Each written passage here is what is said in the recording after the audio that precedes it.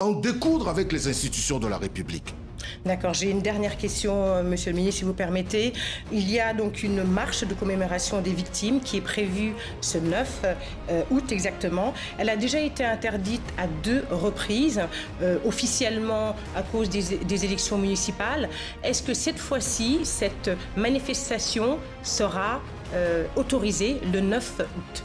Il n'y a jamais eu d'interdiction de manifestation qui est respectée. La société civile dit que 2 fois, elle a essayé de manifester et c'était justement pour commémorer ces victimes et que ça a été refusé. Donc, ma question est claire. Nous sommes le 2 août. Est-ce que le 9 août, cette manifestation sera autorisée? Si les organisateurs de cette marche ont fait ce qu'il faut en respectant les lois, nos lois, c'est-à-dire déclarer 5 jours ouvrables avant et qu'on connaisse les organisateurs et qu'en concert avec le ministère de tutelle, pris ensemble des précautions. Parce que vous savez... Merci beaucoup. Malheureusement, c'est le temps qui nous est imparti. Merci beaucoup. Je rappelle que vous êtes... Merci beaucoup d'être venu sur le plateau de TV5 Monde. Je rappelle que vous êtes ministre des Droits humains du Togo. Merci beaucoup. Bienvenue. Aujourd'hui, on regarde de près une analyse assez vive. Ça concerne une intervention d'un ministre togolais sur TV5 Monde. Oui, tout à fait. On se base sur une tribune libre de Ricardo Aguzú, sortie ce 4 août 2025. Et le titre est assez évocateur. Après le passage du ministre Adjrouvi sur TV5 Monde, Faure invité à revoir son casting ministériel. Ça pose le décor. Absolument. L'idée, c'est de décortiquer un peu cette critique. Qu'est-ce qu'elle nous dit sur la communication internationale du gouvernement togolais? Alors, allons-y. L'incident de départ, c'est donc cette interview du ministre des Droits de l'Homme, Pacome Adjrouvi. Exactement. Invité sur TV5 Monde pour parler de la crise sociale au Togo. Mais selon Aguzú, ça ne s'est pas très bien passé. Il parle de prestations manquées, c'est ça, et de goût amer, c'est ça. L'auteur pense que cette intervention a surtout montré une certaine difficulté à défendre la position du gouvernement face à un média international, disons, exigeant. Et quels sont les reproches précis? Qu'est-ce qui n'allait pas d'après l'article? Le principal reproche, c'est un manque de préparation flagrant.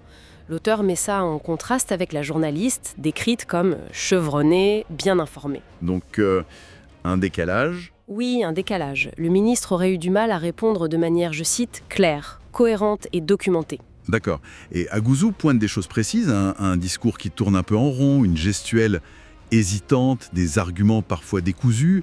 Il utilise une image assez forte, non? Celle de l'élève? Oui, l'élève pris au dépourvu. C'est assez sévère comme comparaison, ça montre bien le ressenti de l'auteur. Et il y a un moment clé dans l'interview, apparemment. Un exemple marquant. Tout à fait. C'est une question très directe. La manifestation prévue le 9 août, est-ce qu'elle sera autorisée, oui ou non? Simple, direct. Voilà. Et d'après l'article, le ministre a peiné à donner une réponse franche. C'est là que la journaliste aurait, disons, pris le dessus. Et la fin de l'interview est aussi relevée? Oui, qualifiée d'un peu pathétique. Le ministre qui est surpris par la fin du temps et qui lâche juste dommage. Pour Aguzú, ce n'est pas anodin, c'est révélateur. Révélateur de quoi, justement? Comment l'auteur élargit la critique au-delà de cet épisode? Mais il suggère que ça montre une difficulté plus générale. Peut-être une habitude à un environnement médiatique national jugé contrôlé ou complaisant. Et du coup, face aux médias internationaux, c'est plus compliqué? Voilà, l'enjeu, selon l'auteur, dépasse le ministre lui-même. Ça toucherait la crédibilité du gouvernement et même l'image du président Faure Gnassingbé. D'accord. Et face à ce constat, est-ce que l'auteur propose des solutions, des recommandations? Oui, il s'adresse directement au président, il l'invite à réexaminer la présence internationale de ses ministres. C'est-à-dire? Mieux choisir qui envoyer. En gros, oui. S'assurer que la personne envoyée sur la scène internationale a les moyens intellectuels, stratégiques et factuels pour tenir la route. Il suggère même une autre approche, non? Oui, celle du profil bas. Plutôt que d'envoyer des figures peu préparées, il vaudrait mieux parfois ne pas s'exposer. C'est une critique assez frontale du casting ministériel, finalement. Tout à fait. La conclusion est sans appel. Aguzú écrit que le ministre Adjurovic a contribué à humilier le pouvoir de Faure Gnassingbé. Carrément. Et il appelle à mettre un terme à cette hémorragie symbolique. Le message est clair. La communication internationale, ça demande de la rigueur dans le choix et la préparation. Donc si on résume, L'article part d'une interview télévisée jugée ratée pour critiquer plus largement la façon dont le Togo gère sa communication à l'étranger et choisit ses représentants. C'est exactement ça. Une critique ciblée qui ouvre sur une question stratégique globale. Et ça amène une réflexion intéressante. Oui, au-delà de ce cas précis, ça pose la question en fait, comment est-ce que le choix et la préparation des porte-paroles d'un pays sur la scène médiatique internationale, comment est-ce que ça reflète la stratégie globale d'un gouvernement? Et peut-être aussi sa confiance, son approche vis-à-vis des opinions publiques, internes comme externes. Exactement. C'est toute la question de l'image projetée et de la maîtrise du message dans un monde de plus en plus connecté et scrutateur. Crucial, quoi. L'article donne des exemples précis pour étayer ça, non? Absolument. Il parle d'un discours qui tournait un peu en rond, jugé répétitif, d'une gestuelle hésitante, d'arguments qui semblaient un peu décousus. Et il mentionne aussi le rôle de la journaliste, je crois. Oui, il souligne que la journaliste, avec tact mais fermeté, aurait mis en lumière certaines contradictions. D'accord. Il y a un moment précis cité quand elle obtient une réponse par oui ou non sur l'autorisation d'une manifestation prévue le 9 août, un moment où le ministre aurait paru en difficulté. Et la fin de l'interview. Ah oui, la fin. Le ministre qui dit « dommage », surpris par le temps écoulé. L'article qualifie ça de « sortie quelque peu pathétique ». C'est un jugement assez sévère quand même. Oui, c'est très direct. Mais l'analyse ne s'arrête pas là. Elle élargit le propos, c'est ça, hein? Exactement. Et c'est là que ça devient plus stratégique. L'opinion de Ricardo Aguzu, en fait, elle appelle à revoir toute la stratégie de communication internationale du gouvernement. C'est-à-dire? Il dit que la posture défensive ou le déni de la réalité, ce sont ses mots, ça ne suffit pas face à un public international qui est potentiellement mieux informé ou plus critique. Donc il faut autre chose. Oui, il recommande de s'assurer que les ministres envoyés sur ces plateformes aient les moyens intellectuels, stratégiques et factuels. En gros, qu'ils soient vraiment armés pour l'exercice. Maîtrise du fond, de la forme, des faits. Le ton de l'article est quand même piquant. Il parle d'hémorragie symbolique à stopper. C'est une image forte, oui, pour décrire une perte de prestige perçue comme continue. Et il va jusqu'à dire que le ministre a contribué à humilier le pouvoir de Faure Gnassingbé. C'est pas rien. Non, c'est très critique.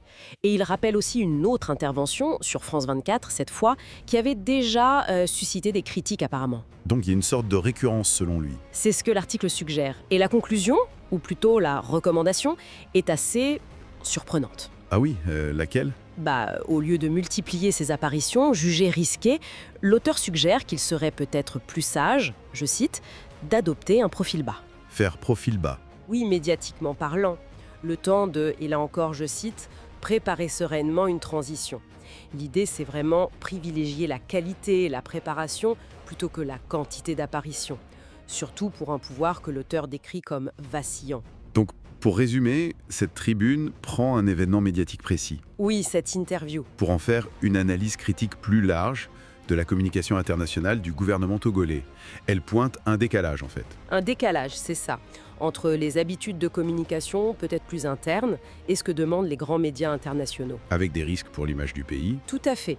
Et au-delà de cette performance individuelle, ce que l'analyse soulève et qui est intéressant bien au-delà du cas togolais, je pense que c'est une question fondamentale. Laquelle ? Comment un appareil de communication gouvernemental, habitué à un certain environnement médiatique national, peut-il s'adapter à un environnement international? Comment être crédible, persuasif, face à un regard international qui est souvent plus sceptique, plus diversifié? Bonne question. La question qui reste un peu en suspens après lecture de cette tribune, c'est est-ce qu'une communication à deux vitesses, une pour l'interne, une pour l'externe, est encore tenable aujourd'hui, sans risquer à terme de fragiliser l'image globale? L'article, lui, suggère que non, que la crédibilité se joue autant sur la forme que sur le fond.